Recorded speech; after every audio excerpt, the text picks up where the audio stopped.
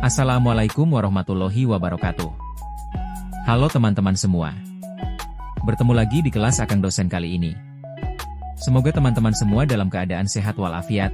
Amin. Pada pertemuan kali ini kita akan membahas tentang PGRI dan pergerakan guru di era reformasi. Banyak pihak yang tidak mengenal sejarah, perjuangan, kegiatan, konstitusi PGRI sehingga memberikan apresiasi yang salah dan pendapat yang keliru terhadap PGRI. Pengenalan dan pemahaman yang benar terhadap organisasi guru ini, baik konstitusi, kegiatan dan perjuangannya, akan melahirkan sikap yang wajar terhadap organisasi guru ini. Perlu penyebarluasan aktivitas organisasi ke berbagai pihak, khususnya anggota, sehingga didapat dukungan yang wajar dan memadai. Menurut etimologi bahasa, reformasi berasal dari bahasa Inggris, re, artinya kembali dan formation atau form, artinya bentuk. Jadi, reformasi adalah membentuk kembali, memperbaharui atau menata kembali. Pada periode reformasi ini, PGRI secara sadar mau melakukan reaktualisasi dan retrospeksi terhadap kemajuan demi kemajuan yang tetap mengedepankan kiprah ke-PGRI-annya. Era reformasi ditandai dengan runtuhnya sebuah rezim Orde Baru yang otoriter. Yang dengan sifat otoriternya maka sistem pemerintahannya sentralistik, termasuk juga dalam bidang pendidikan yang sangat memusat. Setelah Orde Baru tumbang maka perubahan menjadi pilihan pembangunan bangsa.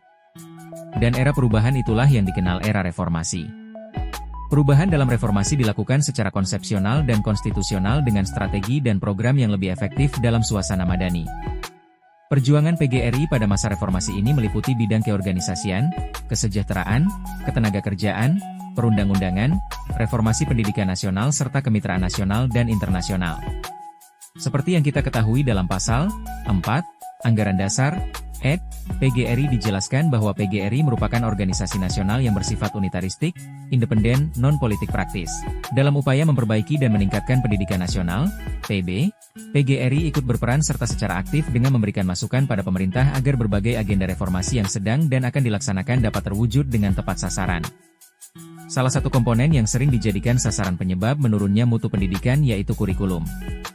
Upaya reformasi pendidikan pada sistem nasional hanya akan terwujud apabila guru mendapat tempat yang sentral dan menjadi prioritas utama. Pada era reformasi, di tubuh PGRI juga mengalami perubahan yakni dengan melakukan penyesuaian art organisasi dan sesuai dengan tantangan dan tuntutan reformasi yang ditandai dengan Kongres ke-18 pada tanggal 25-28 November 1998 di Lembang, Bandung.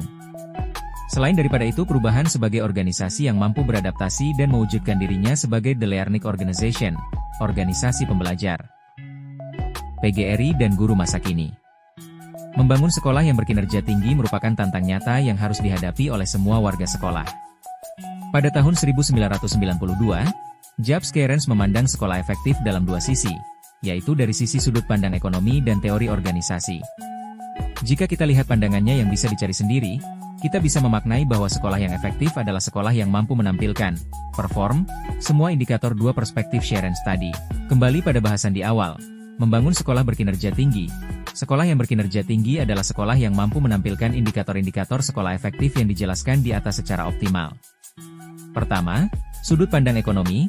Kearns melihat efektivitas sekolah sebagai hal yang dapat diukur melalui perbandingan antara input, sumber daya seperti dana, guru, dan fasilitas, dan output, hasil, terutama hasil belajar siswa. Ini mencakup efisiensi dalam alokasi sumber daya untuk memaksimalkan hasil. Kedua, sudut pandang teori organisasi. Sudut pandang ini lebih fokus pada proses internal sekolah. Efektivitas sekolah dinilai dari seberapa baik sekolah berfungsi sebagai sebuah organisasi yang terstruktur. Sekolah berkinerja tinggi adalah sekolah yang mampu menghasilkan keluaran berupa 1. Proses pembelajaran yang efektif. 2. Siswa dan guru yang berprestasi tinggi baik akademik maupun non-akademik. 3. Tingkat kehadiran warga sekolah tinggi. 4. Pelayanan akademik dan administratif yang optimal pada semua warga sekolah.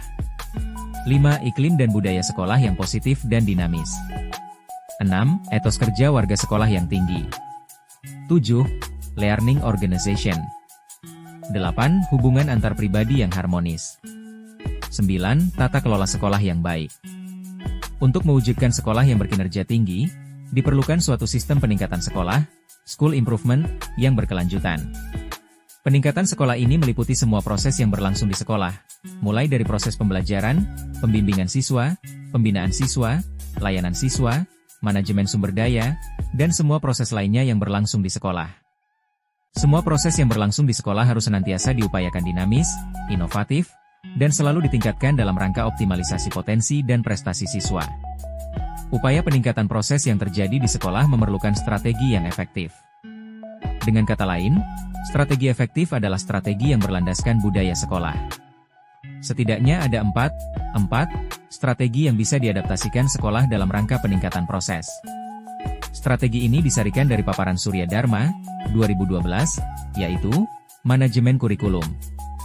Strategi manajemen kurikulum dimaksudkan bahwa pembelajaran yang dilakukan mengacu pada standar kurikulum yang ada. Praktik pembelajaran. Strategi pembelajaran yang dilakukan adalah dengan cara menciptakan lingkungan kelas yang mendukung dan memperhatikan perbedaan antar individu dan ditujukan bagi semua siswa. Sekolah. Sekolah efektif merupakan strategi yang bisa diadaptasi sekolah dalam rangka peningkatan lembaga. Dukungan orang tua dan masyarakat. Lingkungan sekolah dijadikan sebagai mitra strategis peningkatan sekolah yang kedudukannya sejajar. Sekolah harus melakukan kerja sama proaktif dan atas dasar prinsip saling menguntungkan.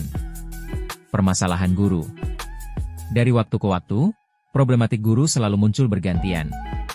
Saat ini, setidaknya ada 7 masalah pokok yang dihadapi guru di Indonesia. Pertama, adalah permasalahan distribusi guru. Sudah menjadi rahasia umum bahwa terjadi kesenjangan antara sebaran guru di daerah perkotaan dengan di daerah perdesaan yang sangat lebar perbedaannya. Sampai-sampai pemerintah harus mengeluarkan pil pahit melalui SKB 5 antara Kementerian Pendidikan dan Kebudayaan, Kementerian PAN dan RB, Kementerian Dalam Negeri, Kementerian Keuangan, dan Kementerian Agama yang isinya mengatur kesepakatan untuk kerjasama dan memberikan dukungan dalam pemantauan, evaluasi, dan kebijakan penataan serta pemerataan guru secara nasional. Kedua, ketidaksesuaian, mismatch, bidang keilmuan dengan bidang kerja. Permasalahan kekurangan guru pada bidang studi tertentu menjadi salah satu sumber terjadinya persoalan mismatch bidang keilmuan ini. Ketiga, kualifikasi pendidikan. Standar tenaga pendidik yang telah ditetapkan pemerintah masih belum bisa dicapai sepenuhnya. Sebagai contoh, dari buku Saku Statistik Pendidikan 2009-2010 diketahui bahwa untuk sekolah taman kanak-kanak, guru yang belum memenuhi standar kualifikasi, dengan mengabaikan kesesuaian ijazah kependidikan yang relevan, masih 90,13%. Sekolah dasar masih 75,77% belum memenuhi kualifikasi. Keempat, kompetensi dan karir guru. Dari hasil uji kompetensi awal yang dilakukan pada 275.768 guru tingkat nasional, hasilnya cukup memprihatinkan. Dari bobot skor 100, ternyata nilai terendah dari hasil uji tersebut adalah 1, dan rata-rata skornya adalah 41,5. Ini mengindikasikan bahwa kompetensi guru masih jauh panggang dari api. Terkait dengan karir guru, hampir menjadi hal yang lumrah, bahwa golongan kepangkatan guru banyak yang terhenti di golongan 4A, padahal jenjang yang bisa dilalui bisa sampai dengan golongan 4E. Kelima, sertifikasi. Belum semua guru di Indonesia memiliki sertifikat guru, padahal, sertifikat ini merupakan salah satu syarat profesionalitas seorang guru. Keenam, peningkatan keprofesian berkelanjutan, PKB. 3 unsur dari upaya pengembangan keprofesian berkelanjutan guru menjadi bagian dari permasalahan yang dihadapi guru. Upaya pengembangan diri guru yang masih belum optimal menjadi salah satu penghalang guru untuk menjadi seorang guru profesional. Rendahnya kesempatan guru untuk meningkatkan diri menjadi penyebabnya. Terkait dengan unsur kedua, yaitu publikasi ilmiah, kemampuan, minat, dan kesempatan untuk meningkatkan kapasitas publikasi ilmiah menjadi masalah serius bagi guru.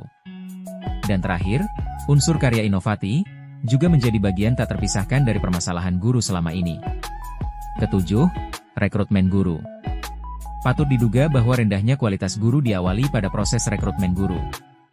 Rendahnya kualitas calon guru dan sistem rekrutmen yang tidak efektif dan bermutu rendah merupakan indikator dari permasalahan rekrutmen guru saat ini. Kebijakan guru saat ini. Terkait dengan permasalahan yang dihadapi terkait dengan guru, ada beberapa kebijakan pemerintah yang saat ini dijalankan. Pertama, terkait dengan perencanaan kebutuhan guru, ada 2 mekanisme yang diambil pemerintah, yaitu melalui pengangkatan guru baru, mekanisme biasa yang sudah berjalan selama ini. Cara yang kedua adalah dengan melakukan redistribusi guru dengan beban mengajar 24 jam per minggu. Kedua, terkait dengan rekrutmen. Proses rekrutmen, jika selama ini hanya LPTK merupakan satu-satunya lembaga penghasil calon guru, kedepannya semua lulusan perguruan tinggi baik LPTK maupun non-LPTK memiliki kesempatan untuk menjadi guru. Ketiga, terkait dengan pembinaan dan pengembangan profesi guru.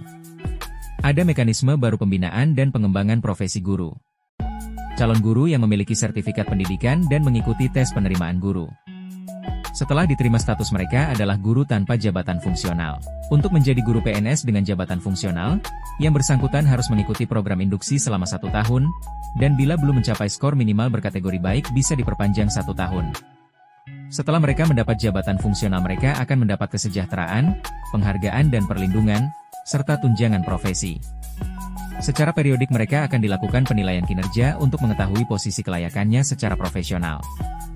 Guru di abad 21. Di abad 21 ini, tantang pendidikan secara umum, sekolah, dan guru semakin berat. Tipikal atau karakteristik anak-anak dan lingkungan sekolah semakin cepat berubah. Ada 3 aspek yang sangat mempengaruhi dunia pendidikan saat ini. 1. Globalisasi. Globalisasi telah benar-benar merubah wajah pendidikan dalam berbagai aspek.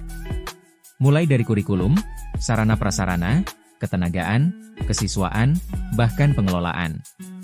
Kurikulum standar internasional adalah salah satu contoh bagaimana kurikulum dipengaruhi oleh globalisasi. 2. Teknologi dan inovasi. Tak dipungkiri, globalisasi ditandai dengan merambahnya teknologi ke dalam semua aspek pendidikan di sekolah, baik aspek pembelajaran, pengelolaan, dan layanan pendukung lainnya. 3. Bagaimana cara siswa belajar? Dari generasi ke generasi, pola belajar atau cara belajar siswa terus berkembang. Di abad 21, dengan terjadinya lingkungan siswa yang berubah dengan cepat, maka perubahan pada cara siswa belajar juga berubah. Kesiapan mental, intelektual, keterampilan, dan tentunya juga fisik. Motivasi mengajar dan mendidik yang tinggi juga merupakan variabel penting dalam suksesnya pembelajaran. Ia dituntut menjadi guru yang efektif. Selain itu, guru juga harus menjadi sosok profesional. Stansbury, 2011, mengidentifikasi 5 ciri guru yang efektif di abad 21, yaitu 1. Guru yang mampu mengantisipasi masa depan. 2. Pembelajar seumur hidup. 3. Memupuk hubungan tem sejawat. 4. Mampu mengajar dan menilai semua karakter siswa tingkat pelajar. 5. Mampu membedakan teknologi efektif. Semoga materi yang telah disampaikan dapat dipahami dan mendatangkan manfaat untuk kita semua. Sampai jumpa di materi Akang Dosen yang lainnya. Terima kasih. Wassalamualaikum warahmatullahi wabarakatuh.